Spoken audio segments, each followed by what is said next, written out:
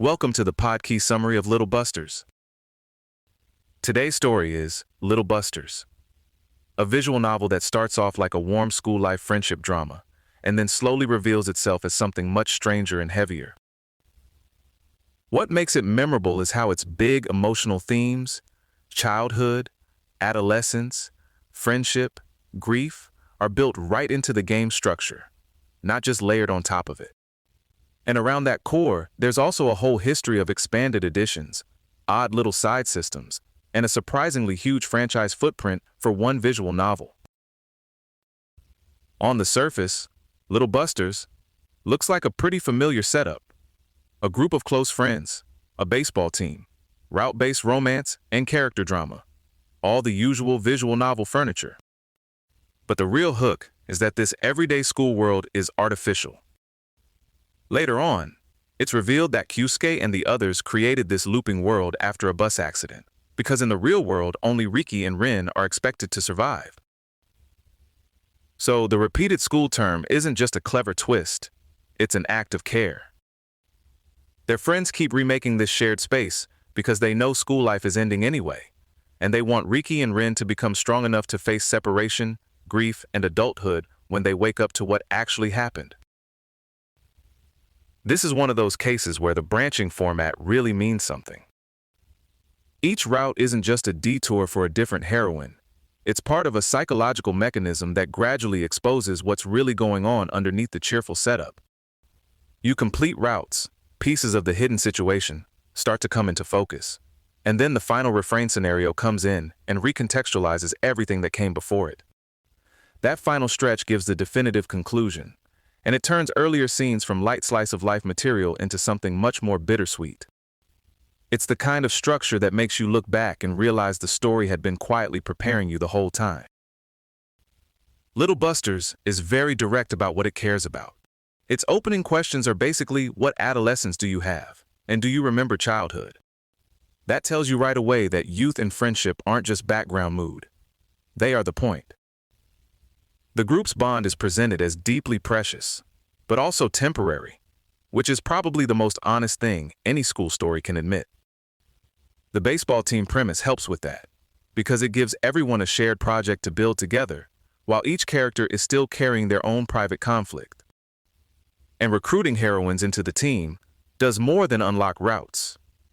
It expands what began as a tight childhood friend circle into a broader support network. That matters because the story keeps asking the same quiet question.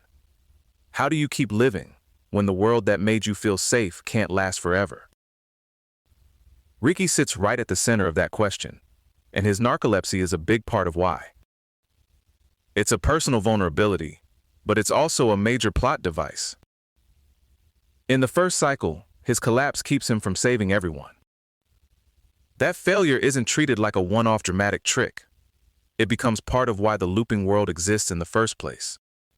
Through repetition, and with Rin's help, Riki gradually becomes capable of confronting that condition instead of being defined by it. So when reality finally demands action, he can actually act. It's a simple idea, but a powerful one. Growth here isn't abstract self-improvement. It's becoming able to bear what life is about to ask of you. Mechanically, Little Busters mixes its visual novel structure with a handful of extra systems, optional battle sequences, baseball batting practice, and little mission-style activities. These can raise character stats and get you equipment, but most of them don't really drive the main plot, and they can be disabled. Honestly, that's probably for the best, for a lot of players. Sometimes a story knows when its side dishes should stay side dishes. What's more interesting is how the route access itself is controlled. The 6 original heroine routes are available at first, completed routes become temporarily inaccessible, and refrain only unlocks after the required scenarios have been experienced. That means progression is carefully paced, so you can't reach the emotional payoff before the story has done the work. There's also a nice thematic touch in how progress carries over. After several routes, Riki and Rin can start new games with stronger stats, which mirrors the idea that repeated emotional experience is making them more capable. The release history is a whole little story by itself.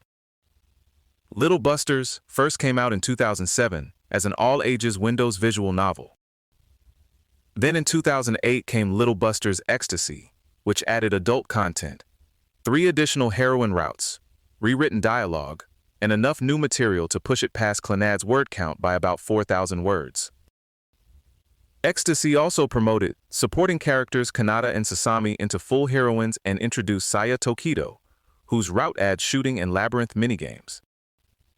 Later console and Windows editions removed the sexual content but kept much of the added story material, which says a lot about how Key kept repositioning the same work for different audiences. You can trace that pretty clearly.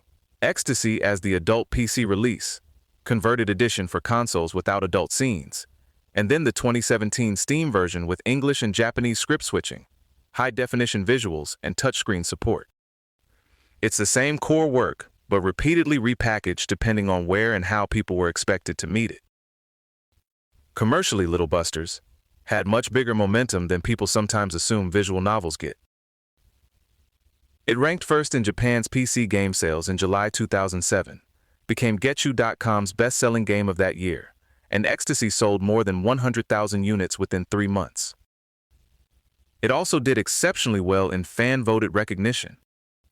In Getchu.com's 2007 rankings, it placed first in every category except visuals, where it came in third, and gameplay system, where it took second. And then the franchise spread everywhere. There were 14 manga adaptations, lots of novels and anthologies, 2 internet radio programs, 2 anime seasons, OVAs, music releases, a Kudryavka-focused spin-off, and later crossover appearances like Kaginato. That's a pretty expansive afterlife for a story that, at its heart, is about a friend group trying to make peace with the fact that their shared world can't stay intact. What sticks with Little Busters is how neatly its form and its feelings line up. The loops, the routes, the stat carryover, the delayed reveal, all of it supports a story about growing up by going through things more than once until you're finally able to face them for real. For something built around school baseball and friendship hijinks, it leaves behind a much heavier and kinder idea than you might expect. This episode was generated by Podkey. Create your own at podkey.fm.